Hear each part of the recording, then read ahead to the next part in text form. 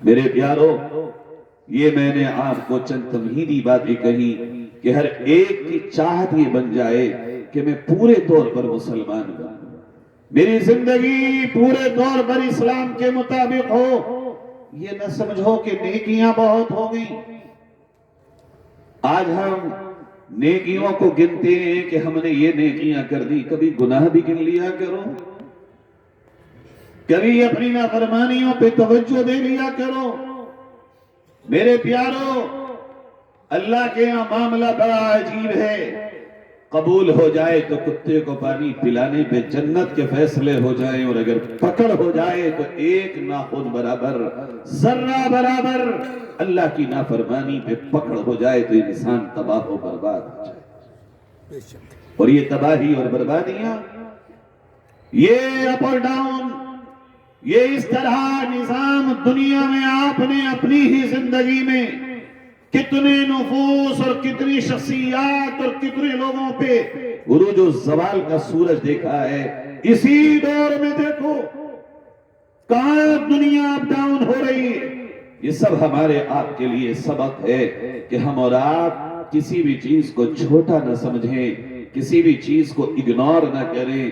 اگر کوئی غلط ہے اور اسلام کے روح کے منافی ہے، اسلام کے تقاضے کے خلاف ہے، فوراً چھوڑ دیا جائے۔ اور اگر کوئی عمل ہے چاہے وہ چھوٹا سا کیوں نہ ہو، اللہ کی رضا کے لیے فوراً اس کو انجام دیا جائے، جانے کب وقت قبولیت۔ یہ مزاج بنائیں گے بھائی انشاءاللہ۔ میں بھی نیت کرتا ہوں آپ بھی کریں، اپنی زندگی میں 100% اسلام، پورے طور پر مسلمان۔ اچھا ایک لوجیکل بات بھی تو ہے، مال اگر اد کچرا ہو تو مارکیٹ میں قیمت پوری مل جاتی ہے ہمیں آپ کو۔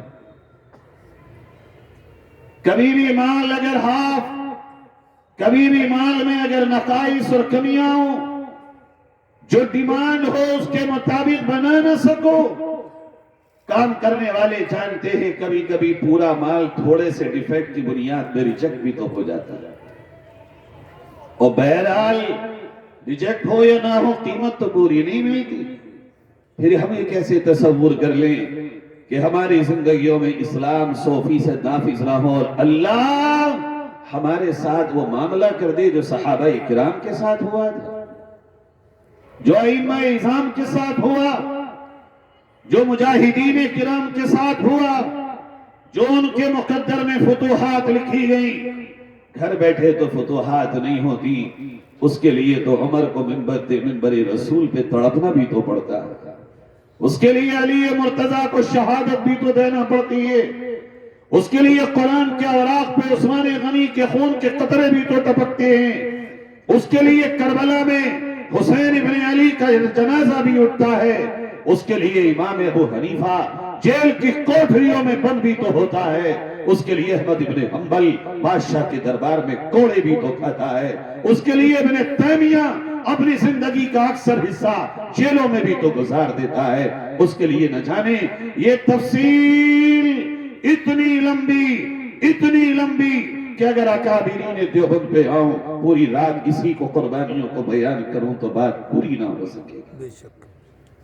میرے عزیزو، یہ سب اللہ تعالیٰ نے الگ الگ دور میں الگ الگ قربانیوں کا نظام بنایا ہے۔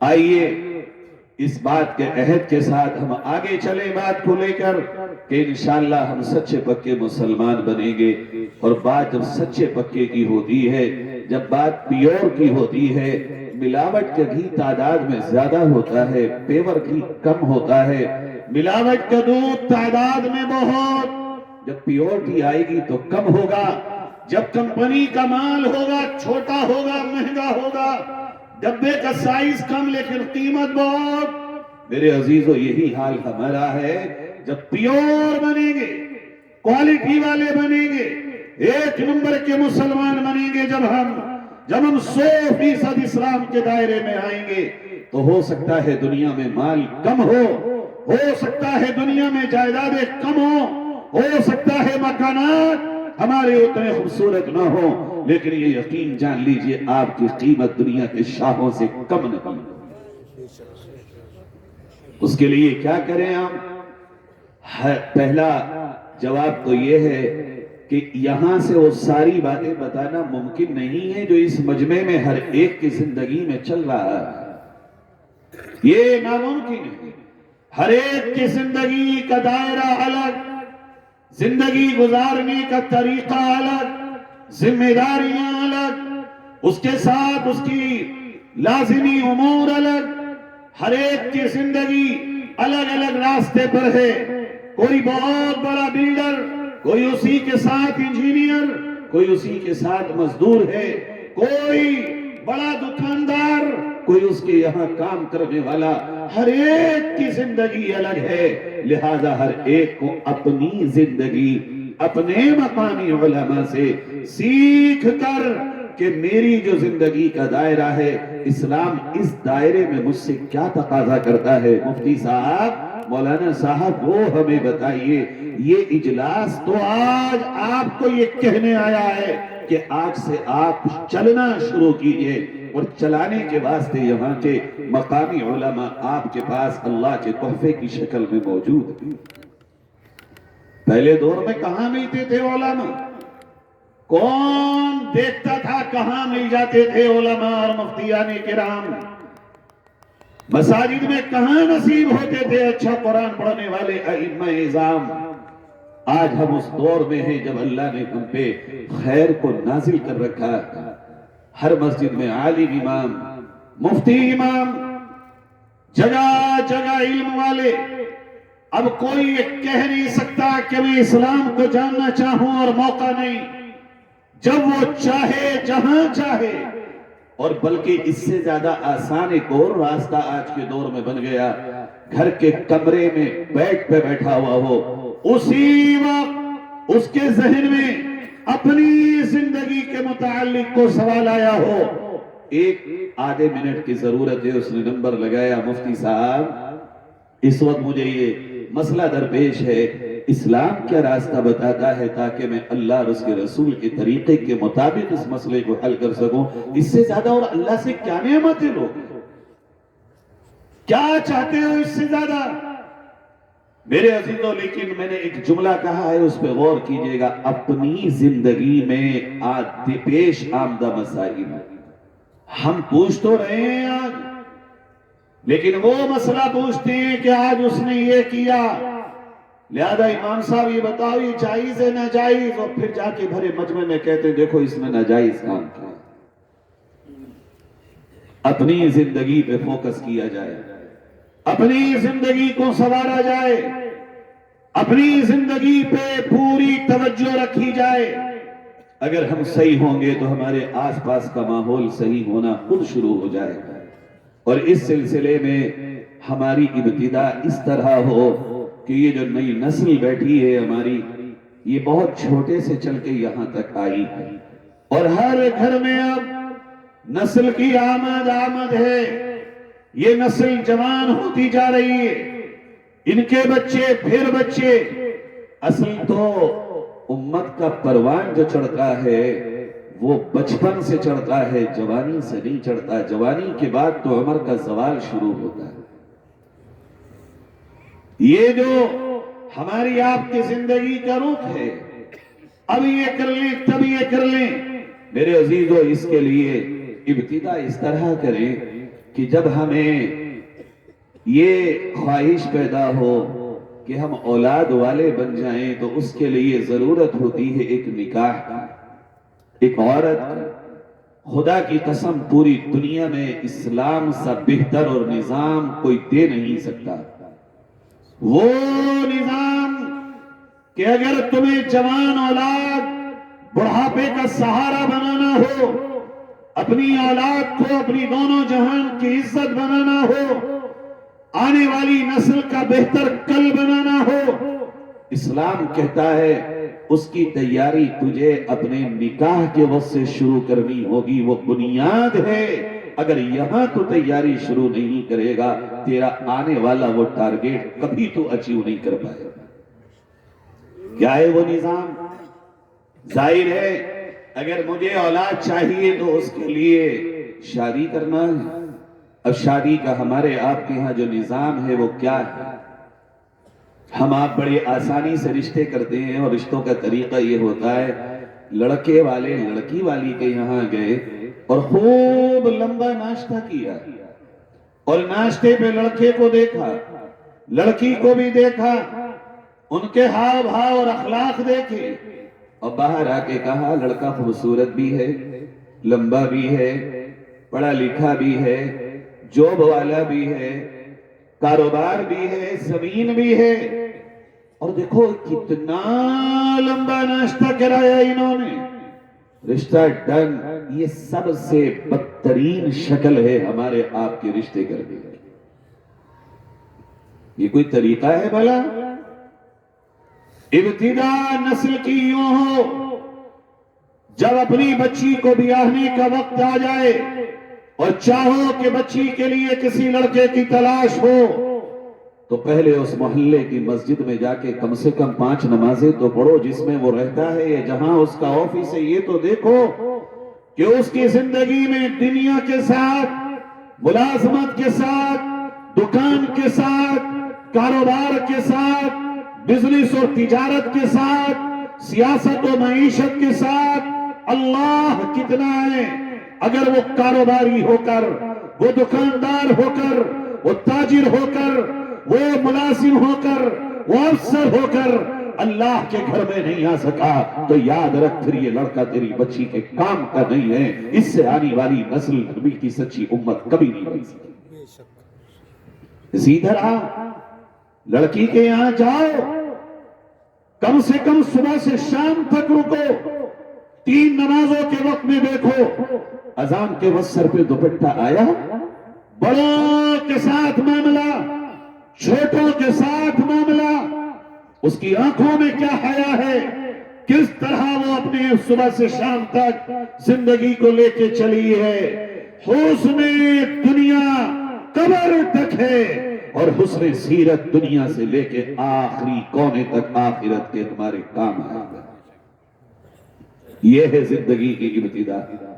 اللہ کے نبی نے فرمایا دنیا میں 4 وجہوں سے لوگ رشتہ کرتے ہیں۔ نمبر 1، خاندان بہت اعلیٰ ہے، بلکہ لوگ یہ کہتے ہیں ہم اس قابل کہاں تھے صاحب، آپ نے ہمارے لڑکی کے ساتھ اپنے لڑکے کا رشتہ بھیج دیا، ہم ایسے کہاں تھے، یا اس کا الٹا کر لیں عکس، اور پھر قبیلوں کے، خاندان کے، نسل کے اعلیٰ ہونے پر فقط رشتے ہو جاتے ہیں۔ ہم نے تو یہاں تک دیکھا ہے کہ مالداروں کے شرابیوں کے رشتے ہوتے ہیں، اور غریب کا مولوی کو دیکھتے ہیں لوگ کہ مکان کتنا بڑا ہے۔ غریب محسن ہو، غریب نیک اور پرہیزگار ہو، وہ ٹھیلا لگانے والا ہو، وہ حلال کمانے والا ہو، لوگ کہتے ہیں اس کے پاس کیا ہے، اور امیروں کے اس طرح بچے کہ جن کی زندگی میں دین نام کی کوئی چیز نہیں، بڑے بڑے اچھے لوگ فخر کر رہے ہوتے ہیں۔ فرمایا نبی نے قبیلے، خاندان، حسن و جمال، خوبصورتی اور بیوٹی، ان بنیادوں پر رشتے کیے جاتے ہیں۔ پھر نبی اپنی امت سے بڑے پیار سے کہتے ہیں اے امت، تم ان بنیادوں پہ نہ جانا، تمہاری اولین ترجیح، تمہاری پرائرٹی صرف اولن دین ہو، دین کے ساتھ دولت آتی ہو، حسن آتا ہو، خاندان آتا ہو، قبیلہ آتا ہو، جمال آتا ہو، آنے دینا، لیکن دین کے بغیر اگر ان میں سے کچھ بھی آتا ہو کبھی مت آنے دینا۔ فَاظْفُرْ لِذَاتِ الدِّینِ، دین کو اول بناؤ۔ میرے عزیزو، کیا آج ہماری زندگیوں میں یہ ترتیب ہے؟ یہ مسئلہ نکاح صرف یہ نہیں ہے کہ ہم نے نکاح کر لیا اور ایک ذمہ داری ادا ہو گئی، نکاح ہی نسل کی بنیاد ہے۔ نکاح آنے والی نسل کا فرسٹ سٹیپ اور پہلا درجہ ہے۔ جس طرح کی عورت اور مرد اپنی زندگی کو لے کے چلیں گے اسی طرح کی نسل کا وجود ہوگا۔ اگر نسل کا وجود جس طرح چلے گا اسی طرح زمانے میں، سماج میں ہر طرح کا ماحول بنتا چلا جائے گا۔ میرے عزیزوں، میں آپ سے کہنے آیا ہوں کہ اپنے رشتے کرنے میں اپنے راستے کو درست کریں۔ یہ نہ دیکھو کہ کون کتنا غریب اور مالدار ہے. غریب سے مراد میں یہ نہیں کہہ رہا ہوں کہ جس کے پاس گھر بھی نہ ہو, کھانے کمانے کو نہ ہو, بیوی کے نان نفقے کا بھی نہ ہو. اگر وہ ایسا ہے تو وہ نکاح نہ کرے, روزے رکھے لگاتار 60 اور پھر اس کے بعد روزے رکھے. اور اگر کسی کے پاس اتنا ہو مگر ہمارے زمانے کا غریب ہو, یعنی چھوٹا سا گھر ہو, مزدور ہو, گھر چلا سکتا ہو درمیانی درجے میں, اس کو ترجیح دو. اس کے مقابل کہ کوئی ایسا انسان ہو جو ہمارے آپ کے لیے آنے والی نسل کی بربادی کا ذریعہ بن جائے. میں ایک واقعہ سناتا ہوں, بالکل ابھی بڑے مزے کا واقعہ یاد آیا. ایک بہت بڑے محدث تھے حضرت عبداللہ ابن مبارک رضی اللہ عنہ رحمت اللہ علیہ. ان کے کلاس میں اور درجے میں ایک قول کے مطابق 4000 اور ایک قول کے مطابق 40,000 طلبہ حدیث پڑھتے تھے. 40,000 حد ہوگی کوئی ایک کلاس میں 40,000 اسٹوڈنٹ. علی گڑھ مسلم یونیورسٹی میں 40-50,000 کا ٹوٹل عدد ہے, کوانٹیٹی ہے. دارالعلوم دیوبند میں 10,000 کی تقریباً یا اس سے کم و بیش ہوگی. میرے خیال سے پورے ملک میں ایک کلاس کہیں ایسی نہیں ملے گی جس میں 4,000 ایک وقت میں اسٹوڈنٹ اور طلبہ بیٹھتے ہیں. وہ اکیلا اللہ کا بندہ. اور یہ مقام جو انہیں ملا, جانتے ہیں کیوں؟ اللہ نے جو اتنا بڑا محدث بنایا کہ ساری دنیا سے سمٹ کر اس ایک اللہ والے کے درجے میں 40,000 بچے آ رہے ہوں. اور کیا مقام ہوگا اس شخص کا ہم اندازہ بھی نہیں لگا سکتے. ہوا یہ تھا کہ ایک مرتبہ ان کے والد دریا کے کنارے جا رہے تھے, بہتا ہوا ایک سیب آیا. انہوں نے وہ سیب اٹھا کے کھا لیا. سیب تو کھا لیا, بعد میں خیال آیا کہ یہ سیب میں نے کھا لیا, اب یہ تو جس کا سیب تھا اس سے اجازت نہیں لی, یہ تو جائز نہیں ہوا میرے لیے.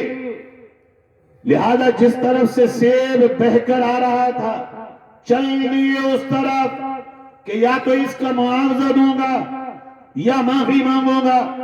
چلتے گئے چلتے گئے چلتے گئے یہاں تک کہ باغ میں پہنچے اور باغ کے مالک سے جا کے کہا, بھائی آپ کا ایک سیب بہہ کر کے گیا, میں نے کھا لیا, مجھے ڈر ہے کہ اللہ میری پکڑ نہ فرما لے, اس لیے میں آپ سے کہنے آیا ہوں یا تو اس کا عوض اور اجرت لے لیجئے یا مجھے معاف کر دیجئے. مالک باغ نے کہا, معاف نہیں کروں گا, میری ایک شرط ہے معاف کرنے کی. کہا وہ کیا؟ کہا میری ایک بیٹی ہے جو پیروں سے لنگڑی ہے, ہاتھوں سے لولی ہے, آنکھوں سے اندھی ہے, زبان سے گونگی ہے, اگر اس سے نکاح کر لوگے تو معاف کروں گا ورنہ معاف نہیں کروں گا. اللہ اکبر. ہمارے یہاں تو پلوٹ کے پلوٹ ہڑپ گئے لوگ, مکان کے مکان ہڑپ گئے لوگ, زمینوں پہ قبضے ہو گئے, لوگوں کی امانت مار ڈالی, غصب کر لی, بےایمانیاں ہو گئی, فراڈ ہو گئے. خیال ہی نہیں ہے کہ اللہ کو کیا منہ دکھائیں گے. یہاں ایک سیب کا خیال آیا, کہنے لگے مجھے منظور ہے وہ لنگڑی لولی اندھی بہری اور گونگی لڑکی منظور ہے, زندگی بھر اس کے ساتھ بتا لوں گا, مگر اللہ کے یہاں میں جواب دے نہیں پاؤں گا, اس لیے میرا نکاح آپ کرا دیجیے. جب نکاح ہوا اور رات میں ملاقات کے لیے گئے تو فوراً واپس آ گئے. کہیں تو کوئی اور لڑکی ہے. اس لڑکی نے پیچھے سے پکڑا, کہا کہاں جا رہے ہو؟ کہا میرا نکاح تو لنگڑی لولی اندھی بہری گونگی سے ہوا ہے, تم تو بالکل اس وقت ایسا ہے جیسے چاند کا ٹکڑا ہو, ہاتھ بھی سلامت, پیر بھی سلامت, آنکھیں بھی روشنی والی, زبان پہ تکلم جاری, کاموں میں سماعت ہے تمہاری, تم تو بالکل ٹھیک ہو. کہا بالکل تم نے ٹھیک سنا, میرے باپ نے جو مجھے کہا, میں لنگڑی ہوں, میں کبھی گناہ کی طرف چل کے نہیں گئی, میرے باپ نے ٹھیک کہا, میں لولی ہوں, میرے ہاتھوں سے کوئی میری جانکاری میں گناہ نہ ہوا. تم نے ٹھیک سنا, میں گونگی ہوں, کبھی میں نے دانستہ طور پر اللہ کی نافرمانی زبان سے نہ کی. تم نے ٹھیک سنا, میں بھی ہوں، میں نے کبھی کسی غیر محرم کو جان بوجھ کے نہیں دیکھا، تم نے ٹھیک سنا، میں گونگی ہوں، میں نے کبھی اللہ کی نافرمانی کا بول دانستہ طور پر اپنے کانوں میں سماعت نہ کی۔ یہ جوڑا جو بنا، ادھر اتنا خوف خدا، ادھر اتنی پارسائی، یہ جوڑے سے پیدا ہونے والے کا نام ہے عبداللہ ابن مبارک۔ اسی طرح حضرت عمر ابن خطاب رضی اللہ عنہ گشت کر رہے مدینہ المنورہ میں، ایک گھر سے آواز آئی، بیٹی جی اماں پانی میں دودھ ملا دو۔ عمر دیکھ لے گا، پتہ چل گیا تو کیا ہوگا؟ رات میں عمر کہاں سے آئے گا؟ اندھیرا ہے، رات ہے، کوئی کیمرے تھوڑی لگے ہوں گے اس دور میں، سیٹلائٹ تھوڑی نہ تھی اس دور میں۔ کہا بیٹی عمر نہیں دیکھ رہا ہے، ملا دے۔ بیٹی نے جواب دیا، عمر نہیں، عمر کا اللہ دیکھ رہا ہے۔ ایک جملہ سنا عمر ابن خطاب رضی اللہ عنہ نے، اس گھر پہ مارکنگ کر دی ہوگی۔ صبح ہوئی، اپنے سفیر کو بھیجا اور کہا جاؤ میرے بیٹے عاصم کا رشتہ اس گھر میں پہنچا دو، جس کے دل میں اتنا خوف خدا ہو وہ اس لائق ہے کہ امیر المؤمنین کے گھر کی بہو بن جائے۔ آ گئی دودھ بیچنے والی، ایک وقت کے بادشاہ کے گھر میں امیر المؤمنین، دنیا کے پھوپھٹ حصے پر حکومت کرنے والا، 22 لاکھ مربع میل پر جس کے اشاروں کی غلامی ہو اور جس کا روب و دبدبا ہو، ایسا رب کا حاکم اپنے گھر میں اس بچی کو لے کے آتا ہے جس کے گھر میں دودھ کا کام ہو رہا ہے اور نہ اس کا نسب پتہ نہ حسب پتہ۔ جب وہ آ گئی تو حضرت عمر نے فرمایا بیٹی میرا ایک کام ہے تم سے۔ کہا کیا؟ کہا جب میں روزانہ گھر سے نکلا کروں یہ جملہ کہہ دیا کرو، عمر نہیں عمر کا خدا دیکھ رہا۔ یوں نسلیں آگے چلتی ہیں پیارو، یہ جوڑا بنا اور اس جوڑے کی برکت سے جو نسل وجود میں آئی ان میں سے ایک ہستی وہ ہے جس کا ثانی ان قریب تو کچھ جھلک والا گزرا ہے، باقی ابھی تک حقیقی طور پر اس کا ثانی نہیں آیا۔ اس کا نام تھا عمر ابن عبدالعزیز رحمہ اللہ۔ ایسا نہیں ہے کہ تمہارے گھر میں عبداللہ ابن مبارک پیدا نہ ہو، تمہارے گھروں میں عمر ابن عبدالعزیز پیدا نہ ہو، ضرور ہوں گے، ضرور آئیں گے۔ شرط یہ ہے کہ تمہیں عبداللہ ابن مبارک کے ماں باپ کی طرح اپنے جوڑے چننے ہوں گے، تمہیں حضرت عاصم کی طرح جوڑا چننا ہوگا، تو پھر انقلاب عالم تمہاری ہی نسلوں سے یقین کیا جا سکتا ہے، ورنہ نہیں ہو سکتا۔ میرے عزیزوں یہاں یہ جوڑا بنتا ہے۔ دوسرا اسٹیپ جو آنے والی نسل کے لیے ہے، جب ہم کسی عورت کو لے کے آئیں گے اور اس کے ساتھ نکاح کریں گے، اسٹارٹنگ کہتے ہیں نا first impression so last impression, جو بنیاد پڑ گئی بنیاد وہی رہے گی۔ اب ہم کام کر رہے ہیں آنے والی نسل کی بنیاد کا، لیکن بنیاد اللہ کی بغاوت پر اگر ہوگی تو نسل کہاں سے کہاں پہنچے گی۔ آج کیا ہو رہا ہے؟ ہم تو یہ دیکھ رہے ہیں اپنی کھلی آنکھوں سے، نکاح کے نام پر 5 کھانے، قوم غربت سے پستی جا رہی ہو۔ کسی نے کیا خوب کہا ہے، کسی کے کتے دودھ پیئیں کوئی بن پانی مر جائے۔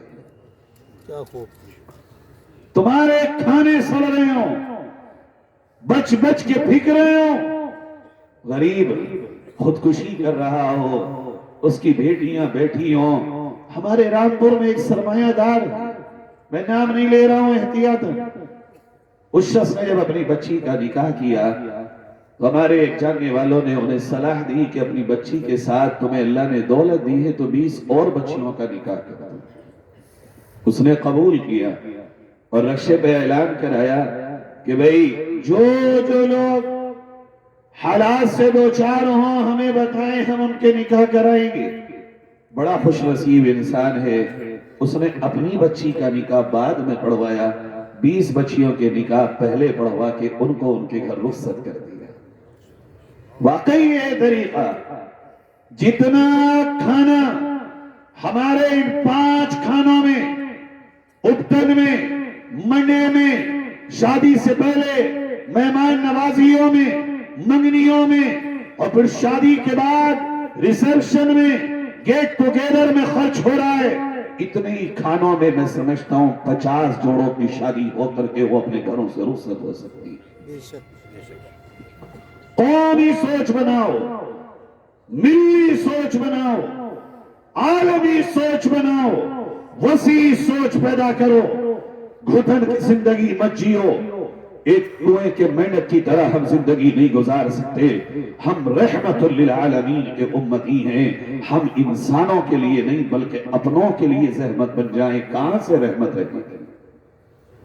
اللہ نے فرمایا يَكُونُوا فُقَرَاءَ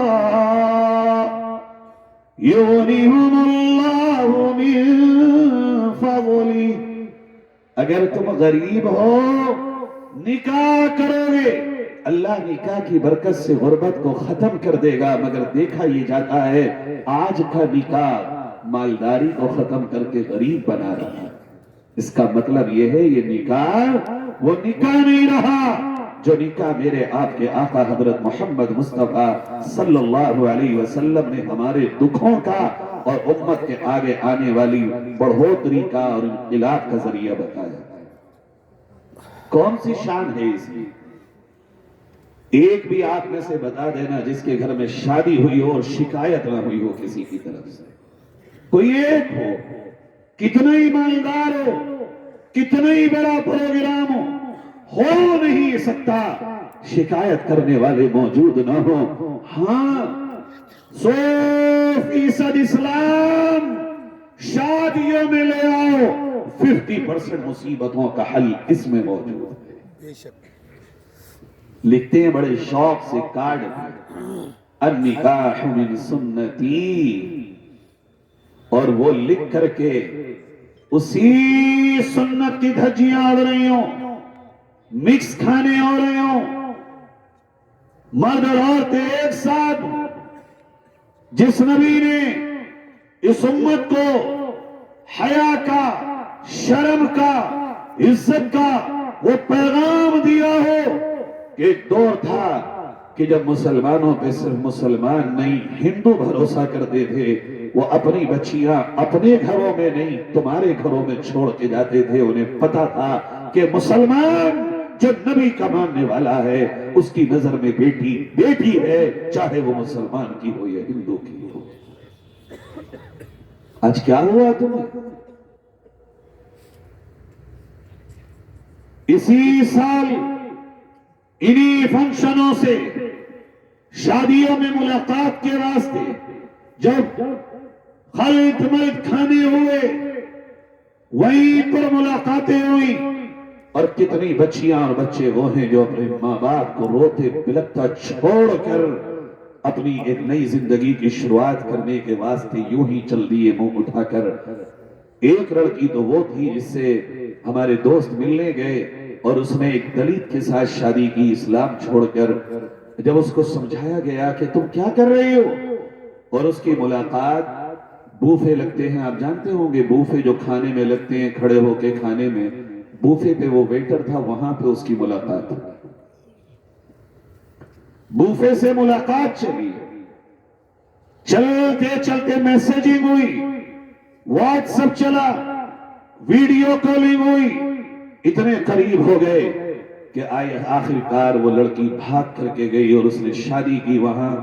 اس کے بعد جب ہمارے کچھ ساتھی گئے وہاں ملنے تو اس کا جملہ سن کے آپ کے کلیجے پھٹ جائیں گے۔ وہ یہ کہتی تھی میرا باپ مجھے کیا دے دیتا ہے، وہ تو خود مزدور تھا، کیسے میری شادی کرتا ہے؟ میری 2 بڑی بہنیں موجود ہیں، کوئی رشتہ لے کے آتا ہے پوچھتا ہے کیا دو گے، بارات کو کیا کھلاؤ گے؟ میں کیا کرتی اس کے سوا؟ میں اپنی بہنوں کی گزرتی ہوئی عمروں کو دیکھ کر سسکیاں لے کے نہیں جی سکتی تھی، لہذا میں نے یہ قدم اٹھایا اور مجھے اپنے اس قدم پہ کوئی افسوس نہیں۔ تمہارے کلیجے نہ پھٹے کہ ہمارے اس ایک خوشی کے ذریعے کتنے دلوں پہ آرے چل رہے ہو، ہماری ایک چاہت کے لیے کتنی زندگیاں برباد ہو رہی ہو، کیسے اسلام کا جنازہ نکل رہا ہو۔ اور پیارو، نبی کو دکھ دینے کے واسطے تو سارا زمانہ ہے، تم بھی نبی کو دکھ دو گے، تم بھی نبی کی تکلیف کا ذریعہ بنو گے۔ سوچ کے دیکھو نبی کے سینے پہ کیسی قرن ہوتی ہوگی جب انہی کے نام لینے والے انہی کی شریعت کا گلا اپنی خوشیوں پہ گھونٹ رہے ہوں گے۔ ہم سے تو کہا یہ گیا تھا اپنی خوشیوں کو نبی کے قدموں میں قربان کر دینا، یہ ہے عشق۔ اپنی چاہتوں کو نبی کے نام پہ مٹا دینا، یہ ہے محبت۔ اگر کوئی خوشی نبی کی کسی شریعت کے حکم سے ٹکرا رہی ہو، اپنی خوشی کو آگ لگا دینا، یہ ہے تمہاری نبی سے سچی غلامی۔ یہ کون سی غلامی ہے بھلا؟ یہ سمجھاؤ کوئی کہ جو خوشی ہماری پوری ہو رہی ہو، نبی کی شریعت ٹوٹ رہی ہو، نبی کی امت کی بیٹیاں میرے تمہارے اس غلط راستے کی وجہ سے ایمان چھوڑ کے جا رہی ہو۔ سوچ کے دیکھو، حضرت فاطمہ نے اگر تیرا میرا دامن پکڑا اور یہ پوچھ لیا میں نے تو اسلام کے نام پر بیٹے کو ذبح کرایا تھا اور تو نے اپنے ہی بیٹی اور بیٹے کے نکاح کی خوشیوں میں اسلام کو ذبح کر دی، یہ معمولی بات نہ سمجھنا۔ جاؤ سروے کرو کٹھور کے لوگوں، دیہات میں نکلو، 90% لوگوں کی زمینیں بینکوں میں گروی رکھی ہیں، گھر گروی رکھے ہیں لوگوں کے۔ اس کے پیچھے اگر وجہ پوچھو گے تو لڑکے والے کہتے ہیں سونا بنانا ہے، زیور بنانا ہے، لڑکیاں والے کہتے ہیں کہ ہمیں جہیز دینا ہے۔ یہ کس کی شادیاں ہیں؟ نبی کی امت کی شادیاں ہیں۔ یہ نکاح نبی کے امتیوں کے ہیں۔ ارے نکاح تو نبی کا امتی اس انداز میں کرتا ہے کہ وہ نبی کی سنت ادا ہو رہی ہے۔ معاف کیجئے گا، میں نے ابھی اسی مہینے میں 2 شادیاں دیکھی۔ ایک بہت بڑے مالدار کے قاری بیٹے کی شادی دیکھی، ایک غریب مگر دیندار کی شادی دیکھی۔ وہ مالدار تھا، اس کا بیٹا قاری تھا، بارات کا یہ عالم تھا کہ پلے جاتے تھے لوگ، اور ایک غریب دیندار کی شادی دیکھی کہ جس میں مشکل سے 8 لوگ آئے تھے، اور وہ سرمے کا جو رواج ہے کہ بھابی لگائے گی، وہ غریب دیندار نے کہا نبی کے حکم کے خلاف کسی کی خوشی جو بھی ہو وہ خوشی نہیں ہے، سرما تو میری ماں لگائے گی جس نے بچپن سے لگایا۔ آج کیا ہوا؟ میری ماں کے ہاتھ اس قابل نہ رہے، آج میری خوشی کے وہ سرما نہ لگائے، میں غیر محرم بھاوچ کو بولاؤں۔ جی چاہتا تھا اس کے ماتھے کو چوم لوں۔ یہ سن کر پیارو یہی ضرورت ہے آج کہ نکاح بنیاد ہے، اور بنیاد جتنی مضبوط ہوگی عمارت اتنی اچھی اور شاندار بنے گی۔ اس لیے آج طے کرو، نکاح کریں گے سنت کے مطابق۔ امروہہ کے پاس کے ایک ایکسپورٹر ہیں، بڑے دیندار قسم کے، انہیں اپنے بچے کے لیے لڑکی کی ضرورت پیش آئی نکاح کے واسطے۔ مراد آباد میں، امروہہ اور سنبل اور رامپور، چاروں جگہ رشتے بھیجے انہوں نے، ان کے یہاں بھی رشتے آئے۔ وہ کہتے ہیں کہ ہر آدمی آ کے پہلے بات یہ کرتا تھا ماشاءاللہ 50 ایکڑ زمین ہے، اللہ کا کرم ہے، میں نے بڑی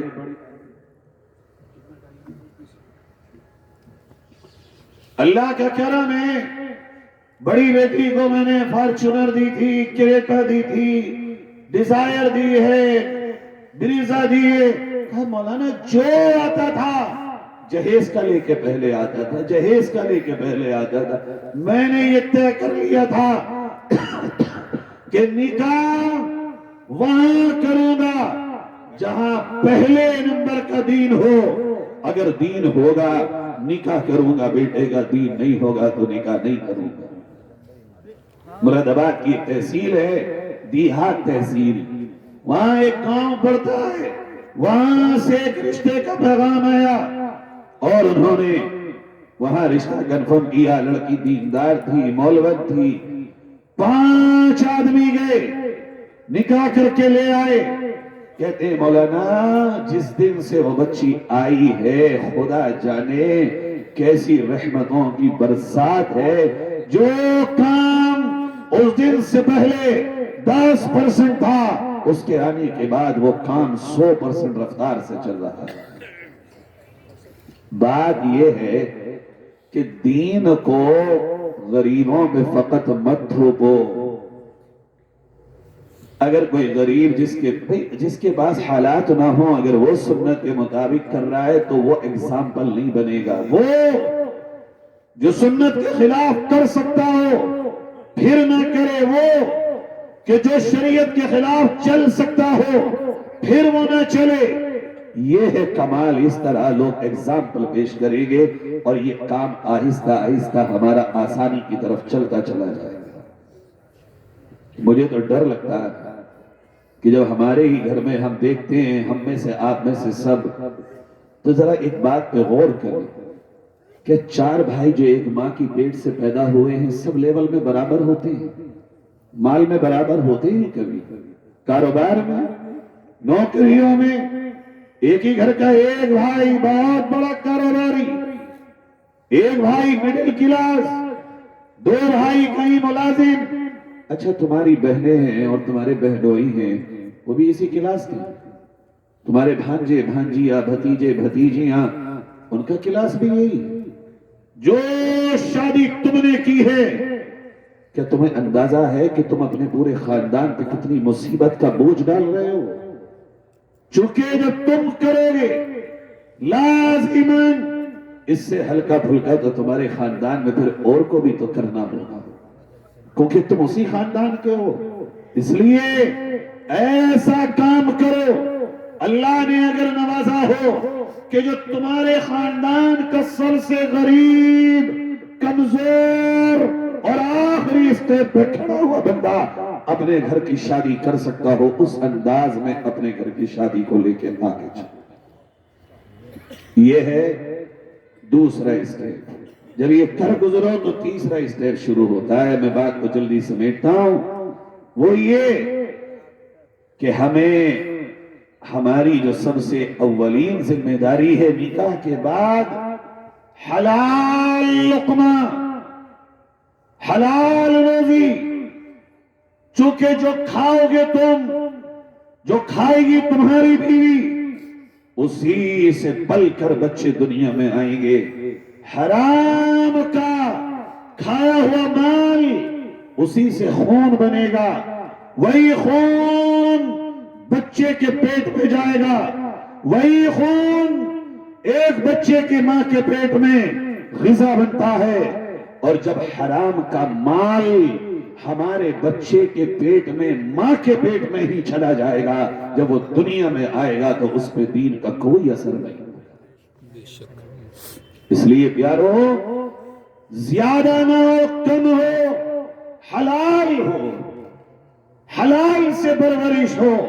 اور یہ حلال جو تم کھاؤ گے یہ فقط اپنے واسطے نہیں، اس حلال کا اثر تمہاری بیوی پہ ہوگا، اس حلال کا اثر تمہارے بچوں پر پڑے گا، اور اس حلال روزی کی برکت سے جو پرورش بچوں کی ہوگی وہی بچے آنے والے وقت میں پورے نظام کی تبدیلی کا ذریعہ بنے گے۔ چوتھا اسٹیپ، جب یہ بچہ پیدا ہو جائے، عام طور پہ ہمارے یہاں جو چل رہا ہے وہ یہ، بچہ پیدا ہونے کے بعد نیا والا نام لاؤ، کوئی نیا نام دو۔ ایک صاحب نے مجھ سے فون کیا، رشتہ دار نے، مولانا نام بتا، تو اس کو 20 نام بتا دیے۔ کوئی نیا بتا، میں نے روٹی رکھ لے، آٹا رکھ لے، چاول رکھ لے، ارے بھئی یہی نئے نام ہیں، یہ کسی کے نہیں ہوں گے، اس کے علاوہ تو ہمیں یاد نہیں ہے۔ ارے صحابہ کے نام پہ نام، حضرت علی کا خود کا نام علی، حسین رضی اللہ عنہ کے بیٹے کا نام علی، نئے کہاں سے آئے؟ پوتے میں نام ولدیت کے ساتھ واپس آتا تھا۔ پہلا کام ہے اچھا عمدہ نام رکھو جس کی نسبت کسی اچھائی کے ساتھ ہو، ناموں کا اثر انسان کی زندگی پہ پڑتا ہے۔ نمبر 5، اپنے بچے کے دنیا میں آنے کے وقت اپنے گھر کے ماحول کو پاک صاف ستھرا بنا۔ وہ کیسے؟ تمہارے گھر میں معصوم بچہ ہے، معصوم بچہ جو ہوتا ہے نا وہ چپ ہے، وہ میموری کارڈ ہے، وہ ریکارڈر ہے، وہ جو گھر میں ماحول ہے وہ اس کی لائف میں پیسٹ ہوتا چلا جا رہا ہے، وہ کوڑا پیپر ہے، جو لکھو گے لکھتا ہی چلا جائے گا۔ اگر میرے آپ کے گھر میں رات کو 2 بجے تک فلمیں چل رہی ہوں، گانے بج رہے ہوں، ڈانس ہو رہے ہوں، یا الٹ فلمیں نہ ہوں، غیبتیں ہو رہی ہوں، میاں بیوی کے جھگڑے ہو رہے ہوں، ایک دوسرے کے خلاف بدگمانیوں کی باتیں ہو رہی ہوں، گھر کے ماحول میں نافرمانیوں کی فضا ہوگی، بچے پہ اس کے بھی اثرات مرتب ہوتے ہیں، اس سے بچہ بچتا نہیں۔ اس لیے اپنے گھر کے ماحول کو سازگار بنائیں۔ میں تو ان علماء کی طرف سے کہتا ہوں اکثر جگہ، میں یہاں اس جلسے میں آج ایک طالب علم کی حیثیت سے ہوں، میرے دو اساتذہ کرام یہاں پر مہمانان خصوصی ہیں، اور مجھے خود اتنا بوجھ ہے آج بولتے ہوئے کہ میں آپ کو بتا نہیں سکتا، اور یہ خالی تصنع کے طور پہ نہیں کہہ رہا ہوں کہ اللہ بہتر جانتا ہے۔ ہمارے آپ کے یہاں جو ماحول ہوتا ہے، ہم یہ سمجھ رہے ہوتے ہیں کہ بچہ ہے اور اس کو کچھ پتا نہیں ہے۔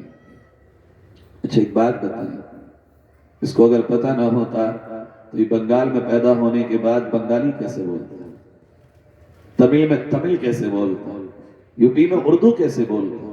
کس نے سکھائی اس کو؟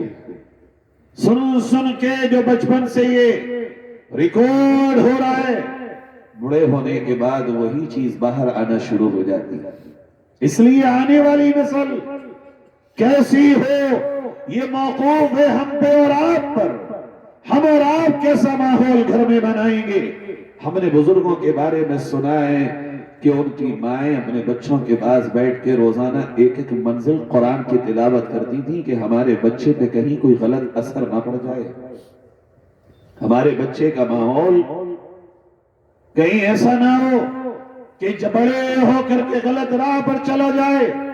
میرے عزیزو، بات کو سمیٹتے ہوئے میں ایک اور آپ سے دردمندانہ بات کہتا ہوں، یہ جو اللہ نے کہا ماں کے قدموں کے نیچے جنت ہے اور باپ جنت کا دروازہ، یہ جو رب نے کہلوا دیا کہ ماں باپ راضی بچوں تم سے تو ہم بھی راضی، ماں باپ ناراض تو ہم بھی ناراض، یہ مقام اتنا ہی آسان ملنا ہوتا تو پھر تو بات ہی کیا تھی؟ عہدہ جتنا سوا، مقام جتنا بلند، اعزاز جتنا اونچا، اتنی ہی ذمہ داریاں اضافے کی ہیں، اتنی سوا ذمہ داریاں ہیں ہماری اور آپ کی۔ کسی کے قدموں میں جنت نہیں ماں کے سوا، اور یہ یوں ہی نہیں، چونکہ ماں کی ذمہ داری ہے، پہلا مکتب پہلا مدرسہ ماں ہے، ماں کی ذمہ داری ہے وہ اپنے بچے کو لے کے چلے، اور باپ کی ذمہ داری ہے کہ وہ گھر کے پورے ماحول کو اسلامی بنائے۔ آج ہمیں شکوہ ہے، اس نے یہ کیا، اس نے یہ کیا، اس نے یہ کیا۔ ہمارے گھر میں کون سے پولیس والے نے آ کے زبردستی ہم سے عشاء کی نماز چھڑوائی؟ کون افسر آیا جس نے فجر میں ہمیں سلایا ہو ڈنڈا لے کر؟ کون سا قانون کا شکنجہ آیا جس نے قرآن کھولنے سے ہمیں روک دیا ہو؟ کس نے ہمیں گھر میں روکا اسلامک ماحول بنانے سے؟ کس نے ہمیں روکا سچ بولنے سے؟ کس نے ہمیں روکا اپنے بچے کی تربیت کرنے سے؟ جو کرنا ہے وہ کرتے نہیں، جو کرنا نہیں ہے اس کا شکوہ کرتے ہیں ہم۔ نتیجہ یہ ہے کہ ناقدری کرتے کرتے ناشکری پر ہم آ چکے ہوتے ہیں۔ اس لیے میرے عزیزوں، آج ہم طے کریں انشاءاللہ کہ ہم اپنے نکاح کو، اپنے گھر کی شادیوں کو سنت کے مطابق کریں گے انشاءاللہ۔ کریں گے بھئیہ انشاءاللہ؟ کون کون جوان ہے جو سنت کے مطابق نکاح کرے گا؟ آج طے کرو انشاءاللہ۔ دو سوچ سمجھ کے دیکھو تو کتنے سے ہاتھ اٹھے، جنہوں نے کر لیا ہے وہ نہ اٹھانا، دوبارہ نہیں ہونا ہے۔ ہاں اتنی خواہش نہ ہو کہ دوبارہ ہوگا، پہلے والے اٹھا لیں انشاءاللہ۔ میں نیچے یوں اٹھاتا ہوں، میرا ہو چکا ہے۔ کریں گے بھئی انشاءاللہ۔ اچھا جنہوں جو بڑے بیٹھے ہیں وہ نیت کریں اور آج سے اللہ سے دعا کریں کہ نکاح تمام رسومات سے پاک ہوگا۔ اپنے بچوں کا ہاتھ اٹھائیں انشاءاللہ، بچوں کے نکاح سنت کے مطابق۔ اللہ مبارک کرے، یہ ہاتھ تو بہت ہیں یہ ہاتھ۔ اپنے گھر کے ماحول کو اسلامک بنائیں گے انشاءاللہ، اور حلال کمائیں گے، حلال کھائیں گے، حرام سے اپنی زندگی کو پاک صاف کر لیں گے۔ کریں گے بھئی انشاءاللہ۔ اللہ تعالی ہم سب کو کہنے سننے کے مطابق عمل کی توفیق نصیب فرمائے۔ میں بہت شکر گزار ہوں مفتی صدام صاحب کا، یہاں تمام علماء